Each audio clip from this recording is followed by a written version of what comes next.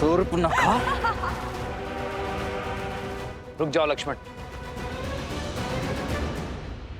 मेरे मामा भस्कर्ण ने बचाया है ये हाहाकार तुम्हारे राज्य में राम।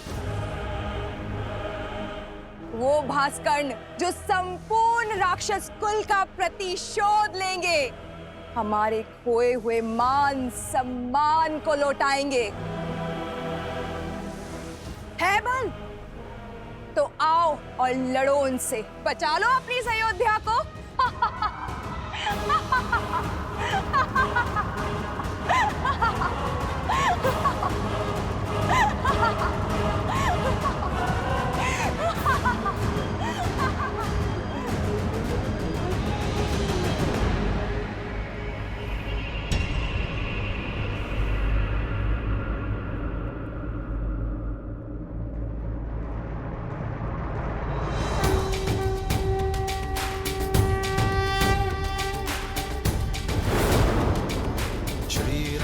चंद्र कृपालु भजु मन हरण भव भय दारुणं। श्री राम राम राम श्री राम। अधिक प्रसन्न मत हो तुम। भूल गए कैसे एक ही बाण से तुम्हारे प्राण संकट में ला दिए थे मेरे भाई ने। भूल गए मेरे भाई अहिरावण ने तुम दोनों भाइयों को कैसे बंदी बनाया था पाताल में। भूल तो तुम गई हो शूर्पणखा, कैसे एक ही प्रहार से अपने कान और नाक दोनों खो बैठी थी तुम।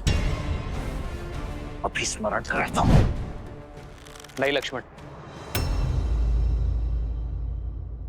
अधर्म चाहे जितनी शक्ति बटोर ले, वो धर्म की धरा पर पग नहीं रख सकता। ये शूर्पणखा नहीं, केवल उसकी माया है जिसका लक्ष्य है भय फैलाना। शूर्पणखा केवल संदेश देने आई है, उसे अपना कर्म करने दो, धर्म निभाने दो। अधिक समय शेष नहीं है तुम्हारे पास राम, जो करना है कर लो।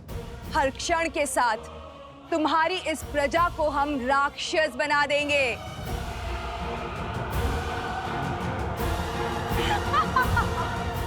तुम्हारा कार्य पूर्ण हुआ शूर्पणखा, तुम्हारा संदेश मुझे मिल गया है।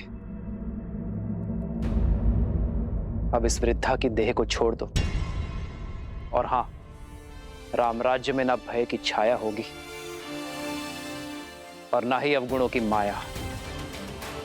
जाकर कह देना भास्कर्ण से, मैं स्वयं अपनी सेना लेकर आऊंगा, और यदि उसके छल में बल है तो वो मेरे निर्दोष अयोध्या वासियों को और हानि नहीं पहुंचाएगा।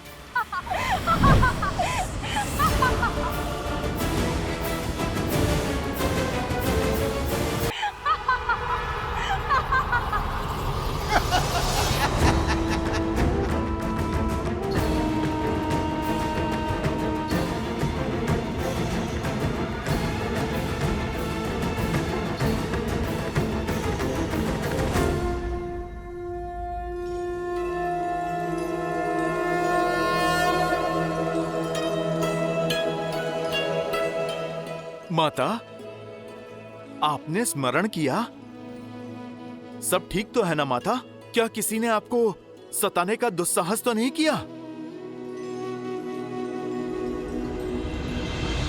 जिसका इतना सचेत पुत्र हो, ऐसा शूरवीर पति हो और इतने सामर्थ्यवान देवर हो, उसे कष्ट पहुंचाने का साहस कौन कर सकता है भला?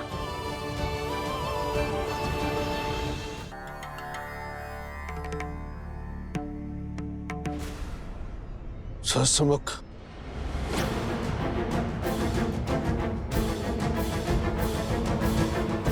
आपका आभास उचित था श्री राम।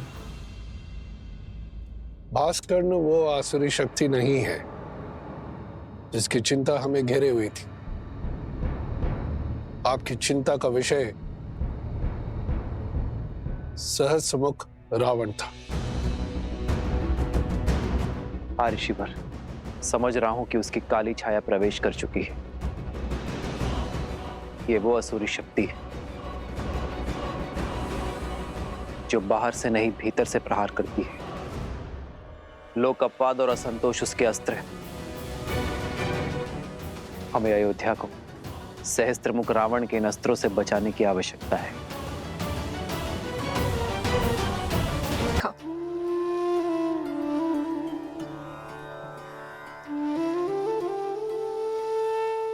तुमने केवल मुख से ही माता नहीं कहा हनुमान, मन से भी माना है।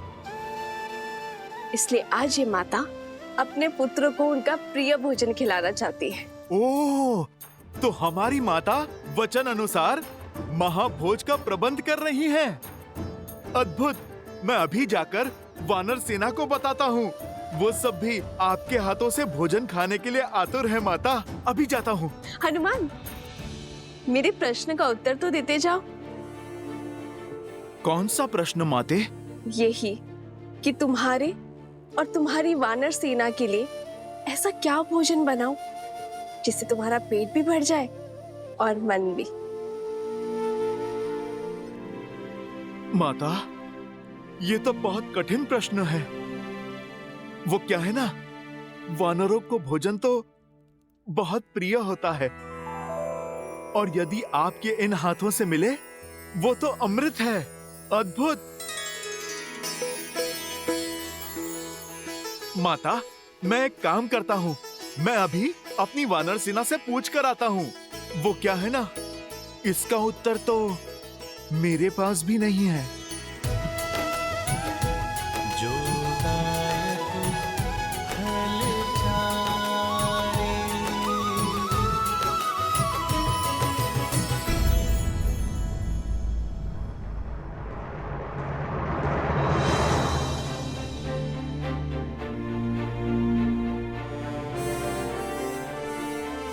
ना हमारा शत्रु सरल है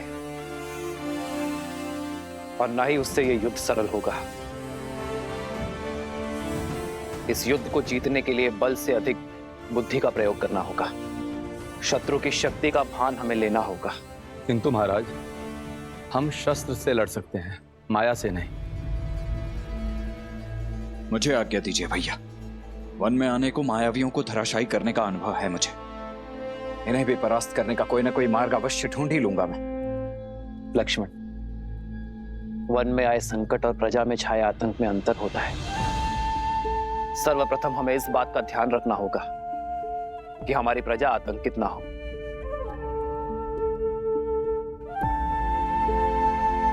और लक्ष्मण, असाधारण शत्रु को साधारण रणनीति से नहीं हराया जाता। हमें सैन्य बल के अतिरिक्त कुछ और भी चाहिए होगा। भास्कर्ण और उसका पुत्र संघार दमन, ये दोनों साधारण राक्षस नहीं है। बल और छल के धनी है, माया विशेषज्ञ है, रक्तपात के प्रेमी है। जो भी इनके सामने आता है उसे वे मृत्यु के घाट उतार देते हैं। अपने माया के बल से वो अंधकार में भी प्रवीणता से युद्ध करते हैं।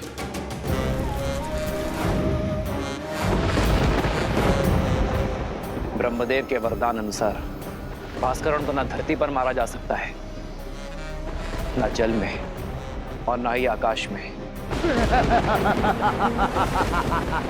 भास्करण का पुत्र संघार दमन, जिसमें सहस्त्रों बैलों का बल है, जिसके सानिध्य में आठों दिशाएं, सागर का बवंडर और चक्रवात है।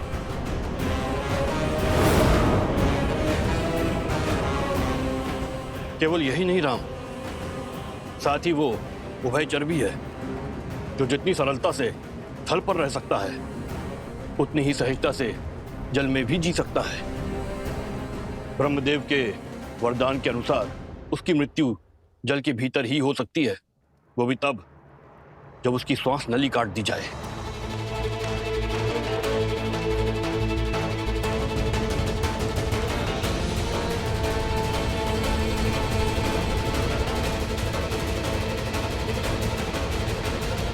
वानर सेना सज्ज है। इस युद्ध में भी हम आपका साथ देने का सौभाग्य पाएंगे। हाँ प्रभु, इस धर्म युद्ध में हम आपके साथ हैं, आप बस आदेश दीजिए। यह आदेश का नहीं, विदा देने का समय है मित्र। मेरी वानर सेना वनवास में राम और लक्ष्मण की ढाल बनी, किंतु अब यह युद्ध केवल अयोध्या का है। आप सब अतिथि हैं, अपने परिवार के साथ महाभोज का आनंद लीजिए और आनंद होकर किष्किंधा लौटिए। वहां स्वराज्य की स्थापना करना ही आपका उद्देश्य है मित्र। यह युद्ध अयोध्या के राजा राम का है और इसे लड़ने का दायित्व मेरा है।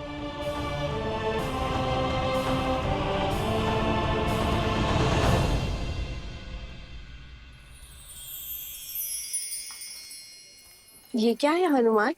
माता, ये खाने की सूची। इतनी बड़ी सूची? ये तो केवल आरंभ है माते, सूची तो बहुत लंबी है। माता, आप भोजन खिलाकर हमारे तन और मन को तृप्त करना चाहती है ना? आपने मेरी सहायता मांगी तो लीजिए, मैं सूची ले आया। माता, निभा दिया मैंने अपना कर्तव्य।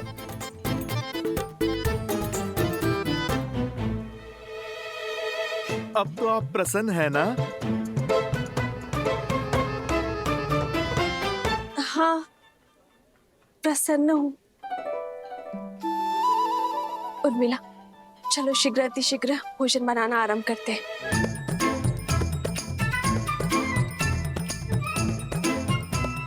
समझ नहीं आता पहले क्या बनाए दीदी, आरंभ कहाँ से करें? ना ही इस दुविधा का अंत दिखाई दे रहा और ना ही इस सूची का। आप इतनी सारी चीजें कैसे बनाओगे?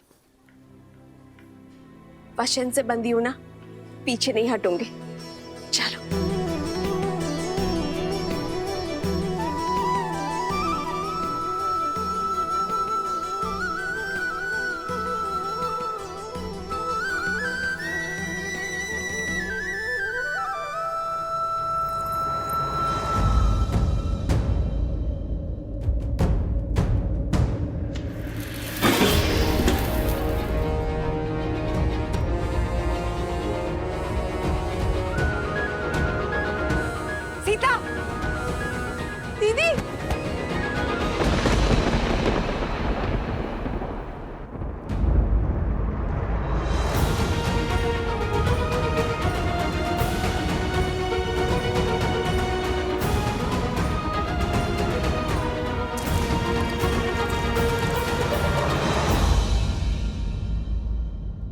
यदि हमें शत्रु के बल का पूरा ज्ञान हो जाए तो समझो ये युद्ध हमने आधा जीत लिया है। अब समय आ गया है कि अपनी शक्ति को इस प्रकार सज्ज करें कि हमारा शत्रु अचंभित हो जाए। हमें उपयुक्त शस्त्रों को खोजना होगा। प्रभु, प्रभु, प्रभु, वो माता सीता। प्रभु, क्या हुआ सीते को? क्या हुआ सीता को? बोलो हनुमान। प्रभु, वो माता सीता मूर्छित हो गई हैं।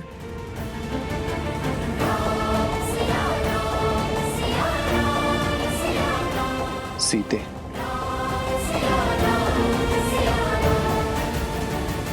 वैद्य जी, मेरी चित्त की व्याकुलता को मिटाइए। बताइए, क्या हुआ है सीता को? चित्त में चिंता नहीं, आनंद को भर ले राजमाता। इस धरा पर शीघ्र ही श्री राम के उत्तराधिकारी के नन्हे नन्हे पग पड़ेंगे।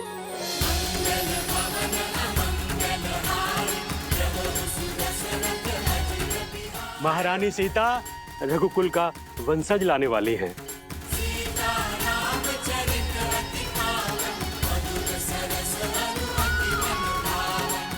सच? मेरे राम की संतान आने वाली है। आपको कोटि कोटि धन्यवाद।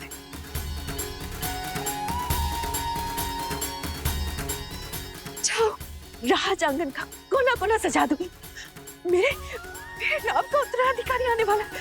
अयोध्या में सबका शंखनाद होना चाहिए और मानव बधाई गीतों का नाद बजना चाहिए। जाओ जाओ जल्दी जाओ जाओ। मेरे राम का पुत्र आने वाला है। क्या तुमने सुना?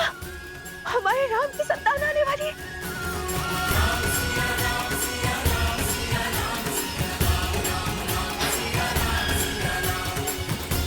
सुनो सुनो सुनो, शुभ समाचार है। महारानी सीता माँ बनने वाली है। महारानी सीता माँ बनने वाली है।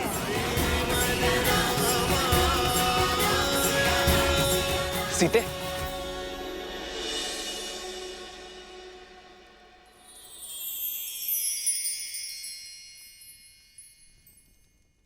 सीते क्या? माँ, सीते पुत्र को पिता बनने की बहुत बहुत बधाई। मंगल भवन अमंगल हारी, द्रवहु सुदशरथ अजिर बिहारी। राम सिया राम जय जय राम। राम सिया राम जय जय राम। अरे अब भावों में बहती ही रहोगी या तैयारियां भी करोगी? पूरे राजमहल और सारी अयोध्या में उत्साह और उत्सव का रंग भी तो बिखेरना है। चलो चलो सखियों। हो हर्षित रही नगर के लोगा, करहि सकल सुर दुर्लभ भोगा। अब पहले से अधिक ध्यान रखना होगा तुम्हें सीता का। इस अवस्था में पत्नी का संबल और पति का साथ उसका प्रेम ही तो होता है। अहनिसि विधि मनावत रही, श्री रघुबीर चरण रति चाही। चलिए दीदी, अब पत्नी पति को समझाएगी उसे क्या सुविधाएं चाहिए। राम सिया राम सिया राम सिया राम। राम सिया राम सिया राम। राम सिया राम सिया राम सिया राम। राम सिया राम सिया राम।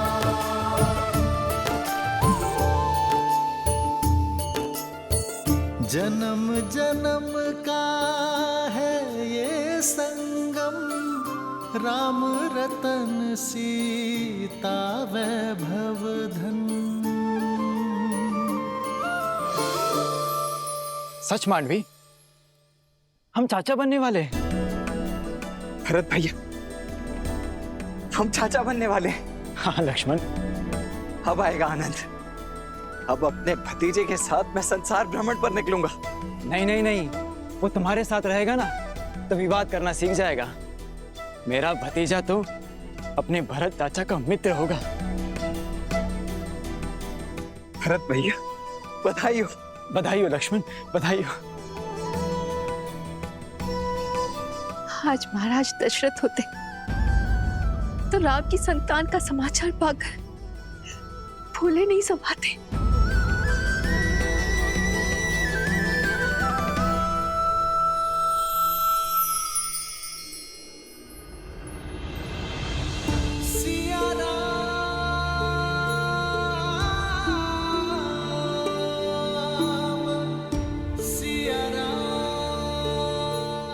आपका मौन मुझे व्यथित कर रहा है।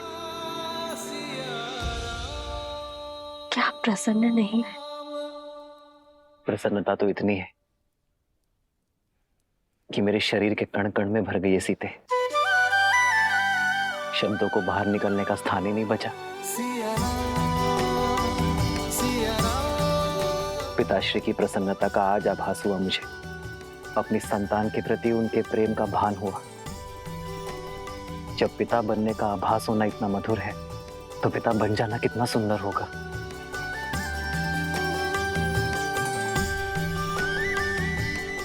जीवन में सदा मेरा साथ और समर्पण दिया है तुमने सीते, किंतु आज उससे बड़ा उपहार देने के लिए तुम्हारा धन्यवाद। रघुकुल का कुलदीपक आने को है, ऐसे में महारानी का आहार विशेष और विशिष्ट होना चाहिए। राजमाता प्रणाम। मैया ने संसार का सबसे बड़ा सुख दिया है प्रभु को। आप उनसे कहिएगा अब वानर सेना भोज का 2 गुना आनंद उठाएगी। पुत्र तो माता की व्यथा समझ गया, किंतु क्या व्याकुल वानर सेना समझ पाएगी? सीता रसोई घर में नहीं जा सकती, 3 मास तक कोई श्रम नहीं कर पाएगी।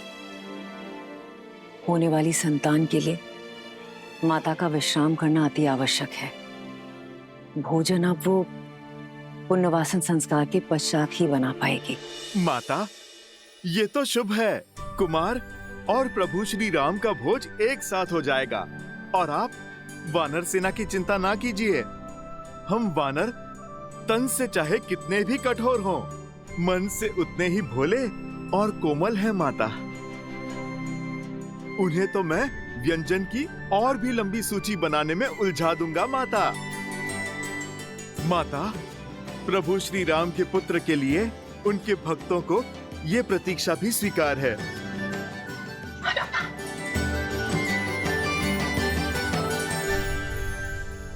सीते ये भेंट मेरे और तुम्हारे आने वाले प्रेम प्रतीक के लिए। अच्छा,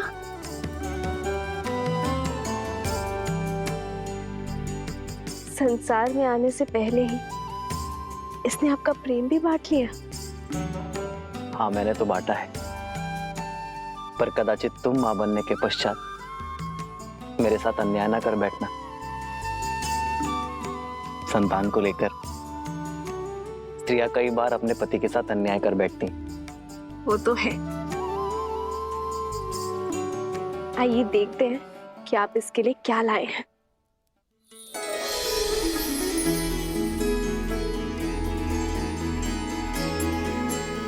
वेद मंत्र के ताड़पत्र बस? हाँ सीते, क्योंकि अपनी होने वाली संतान में धर्म के बीज बोना ही माता पिता का सबसे बड़ा कर्तव्य है। एक स्त्री को तो जीवन भर उपहार में वस्त्र और आभूषण मिलते हैं, किंतु गर्भावस्था में एक स्त्री के लिए उत्तम भोजन और ये पुस्तक ही सर्वश्रेष्ठ उपहार होता है।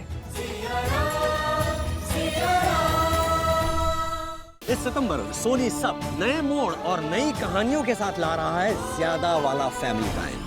तो सोमवार 9 सितंबर से देखिए वागड़े की दुनिया और पुष्पा इम्पॉसिबल रात 9 बजे से अब 10:30 बजे तक। मतलब त्योहारों में एंटरटेनमेंट से भरे एपिसोड्स, कुछ सरप्राइजेस और ज्यादा वाला फैमिली टाइम। इनसे जागी चेतना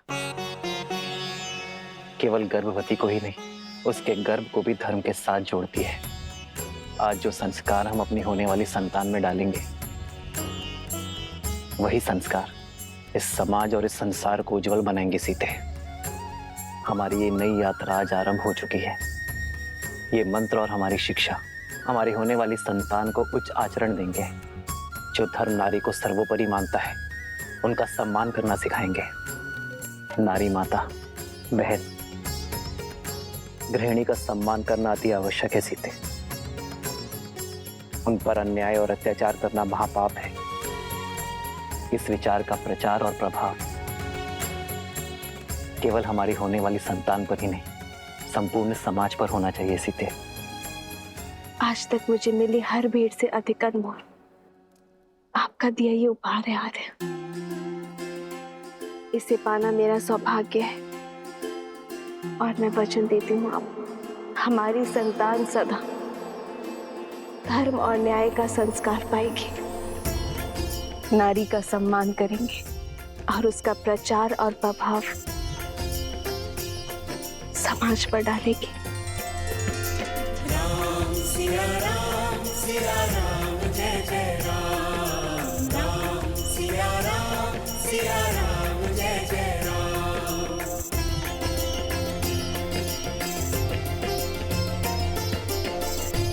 सीते, मेरे इस उपहार के बदले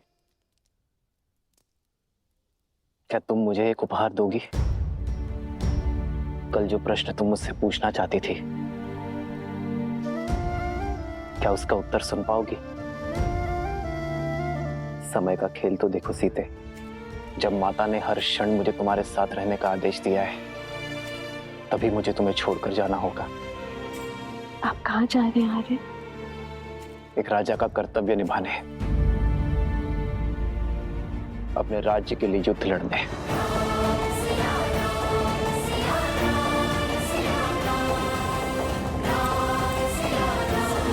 करो, अयोध्या के नए युवराज आने को हैं। कितना शुभ समाचार है ना? हाँ, ईश्वर करे महारानी और उनकी संतान को सुखी रखे एकदम। बहुत शुभ समाचार है सच में। कितनी खुशी की बात है ना ये।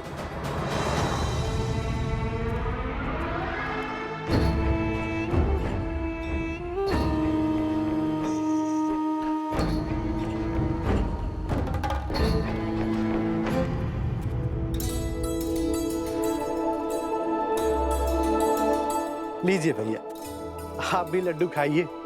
हमारे राजमहल में लल्ला आने वाले हैं, प्रभु श्री राम के उत्तराधिकारी आने वाले हैं। खाओ खाओ।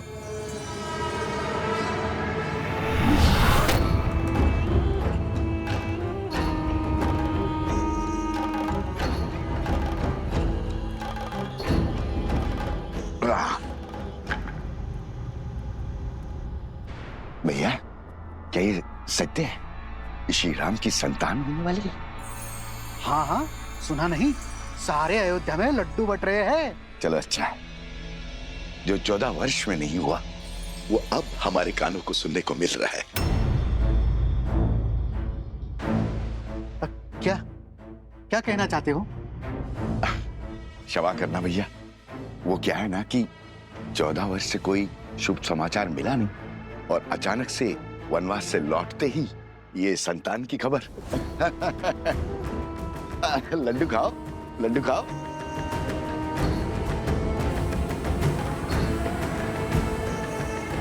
किसने अयोध्या की गरिमा पर इतना बड़ा घोर लांछन लगाया है? किसने उनके गरिमा का वध किया? किसने? सामने आओ, अभी मैं उसकी जीवा काट लूंगा। मारो, मारो मुझे, मारो। क्षमा के योग्य नहीं हूं मैं। बचपन में माता मारती थी, बड़ा हुआ तो मित्र मारने लग गए। इस जीवा के कारण ये स्थिर नहीं रहती है, कहीं पे कुछ भी बोल देता हूं मैं। घोर अपराध हो गया, मुझे स्वयं को दंड देना होगा। मैं स्वयं को दंड दूंगा। दंड देना होगा, दंड देना होगा, दंड देना होगा, दंड देना होगा, दंड देना होगा। ए रुको, रुको। अरे क्या कर रहे हो?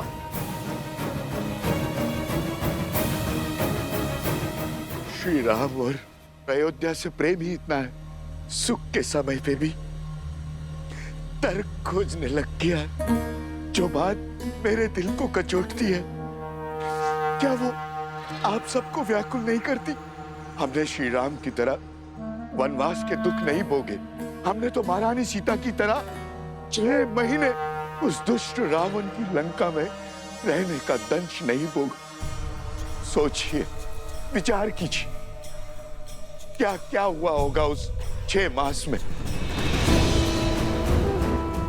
क्या क्या बीती होगी महारानी सीता पर। क्या ये विचार आपको व्याकुल नहीं करता? अपनी व्याकुलता हमें नहीं, श्री राम को बताना, वही निर्णय लेंगे। चलो मित्रों। अरे रुको, रुको, कहां जा रहे हो? मैं स्वयं लज्जित हूं। अब तुम जाकर ये प्रश्न श्री राम से पूछकर उन्हें लज्जित करोगे? वो श्री राम जिन्होंने अयोध्या को मान दिया, सम्मान दिया, उन्हें लज्जित करोगे? क्या उत्तर देंगे? उनका तो स्वयं संबंध है इस घटना से।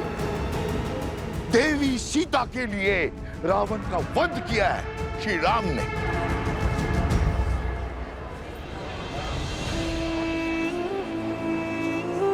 हाँ, यदि शंका है तो किसी धर्मात्मा विद्वान से पूछते हैं। तो फिर मंदिर के पुजारी जी के पास चलते हैं, वो विद्वान भी है और धर्मात्मा भी, वही इसका उचित समाधान देंगे। ये उचित? बिल्कुल। हाँ, क्यों भाइयों? बिल्कुल सही बोल।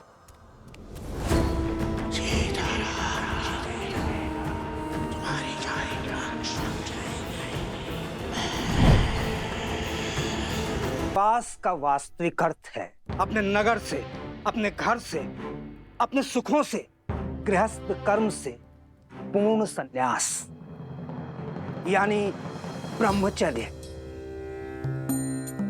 श्री राम जैसा पुरुष जिसके मन में धर्म के संस्कार बसते हों, वो वन के वातावरण में संतान को जन्म देके उस संतान को धर्म से वंचित नहीं कर सकता। वो अपना ब्रह्मचर्य नहीं तोड़ सकता। इसीलिए 14 वर्षों में कोई संतान नहीं हुई। उचित कहा पुजारी जी। हमारा संदेह मिटाने के लिए धन्यवाद पुजारी जी। चलो भाइयों। रुको। वाह पुजारी जी वाह, धर्म की बात तो कर ली, अब सत्य पे आइए पुजारी जी। क्या है सत्य का आधार? विश्वास से कल्पना होती है, सत्य को प्रमाण चाहिए। बोलिए, है कोई प्रमाण?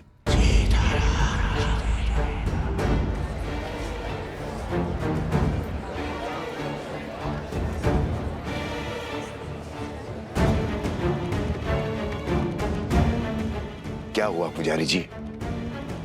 सत्य की आंधी ने विश्वास का आवरण उड़ा दिया। अरे अभी समय ही कितना हुआ है वनवास से वापस लौटे हुए। एक ने कही, दूजे ने मानी, बस वही दो ज्ञानी।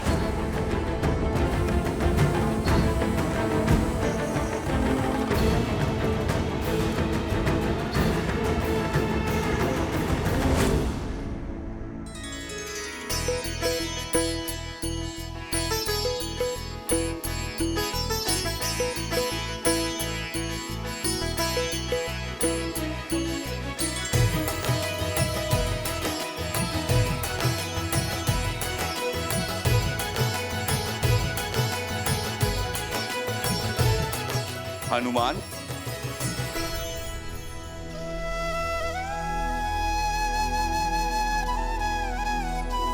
वाह हनुमान, तुमने स्वयं के साथ साथ बाकी सबको भी व्यस्त करके रखा हुआ। प्रभु श्री राम युद्ध के लिए प्रस्थान करेंगे अब। अच्छा है महाराज, मेरा तो बैठे बैठे ये शरीर ही अकड़ गया था। परंतु हनुमान, इस युद्ध में वानर सेना भाग नहीं ले सकती, ये स्वयं श्री राम ने कहा है। आप निश्चिंत रहिए महाराज, मेरे होते वानर वीरों की कमी खलेगी नहीं प्रभु को।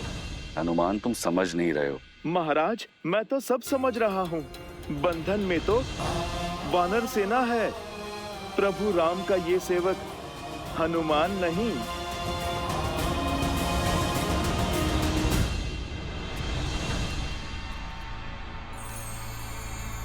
सुना है श्री राम अपनी सेना लेकर पश्चिम की ओर जा रहे हैं, उस दुष्ट भास्करन और उसके बेटे से लड़ने। हाँ, आक्रमण तो हुआ है, कदाचित शत्रु बड़ा बली है। अच्छा, राम भास्करन से युद्ध करने जा रहा है। भास्करन से युद्ध तो भरत और लक्ष्मण भी कर सकते हैं, फिर राम स्वयं क्यों जा रहा है?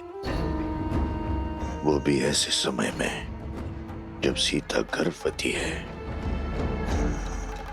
राम ऐसी मूर्खता क्यों कर रहा है?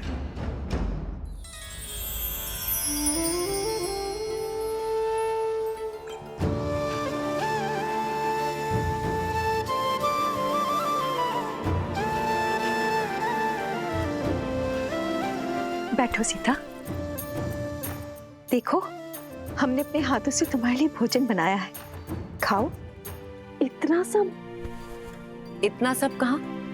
अब तुम एक नहीं दो हो। तुम्हें हमारे आने वाले पौत्र के विषय में भी तो सोचना है। होने वाले शिशु के लिए पोषण अति आवश्यक है। ग्रहण करो।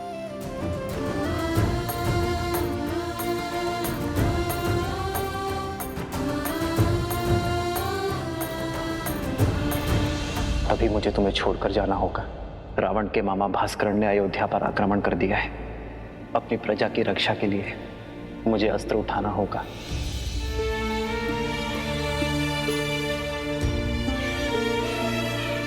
देखने भर से पेट नहीं भरेगा पुत्री। माता, मेरा कुछ खाने का मन नहीं।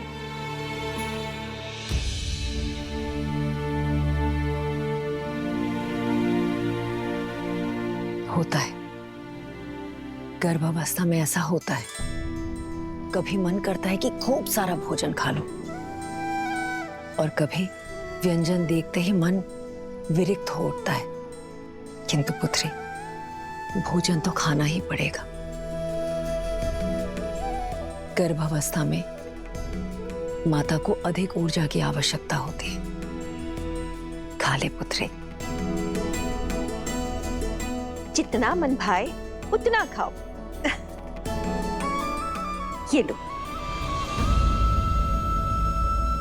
नहीं माँ, मन नहीं है। दीदी, होने वाली संतान तो अभी से राम के गुण दिखा रही है।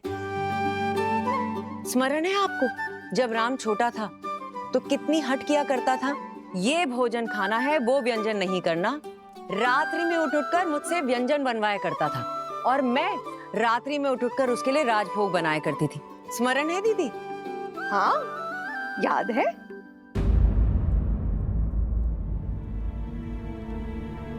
क्या हुआ सीता?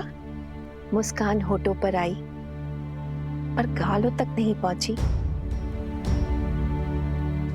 क्या हुआ है पुत्री? महारानी की जय हो। महाराज युद्ध के लिए प्रस्थान करने के लिए सच है।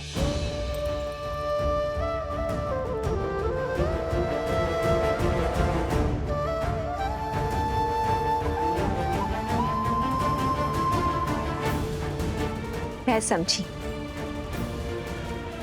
क्यों अनबनी हो तुम। ऐसी दशा में कोई स्त्री नहीं चाहेगी कि उसका पति उससे दूर जाए, पर अभ्यास करना होगा। एक राजा का कर्तव्य है कि संकट में उसकी प्रजा की रक्षा करना, और एक रानी का आभूषण है उसका साहस। अब जाओ, राम को रघुकुल रानी की भांति विदा करो। जाओ।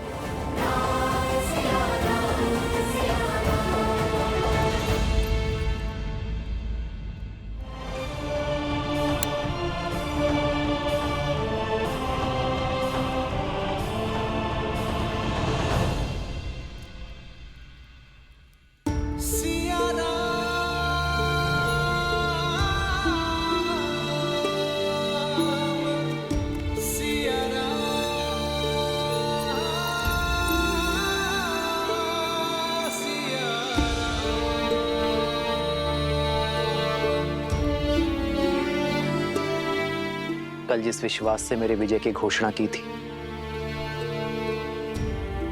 आज उस मुख पर इतनी चिंता क्यों सीते?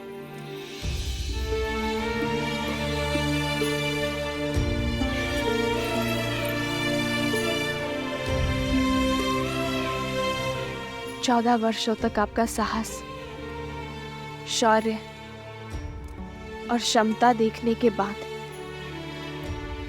ही सीता कभी चिंतित हो ही नहीं सकती यार। परंतु एक होने वाली माँ का स्वप्न बिगड़ जाने का शोक अवश्य है। इतने वियोग के पश्चात सोचा था कि अब आपसे कभी दूर नहीं रहूंगी, पर कर्तव्य आपको फिर हमसे दूर कर रहा है। कर्तव्य राम और सीता को कभी दूर कर ही नहीं सकता सीते। कर्तव्य तो हमें जोड़ता है। जानती हूँ, पर ये इससे वियोग क्यों आ रहा है? इस समय आपको इसके साथ होना चाहिए था।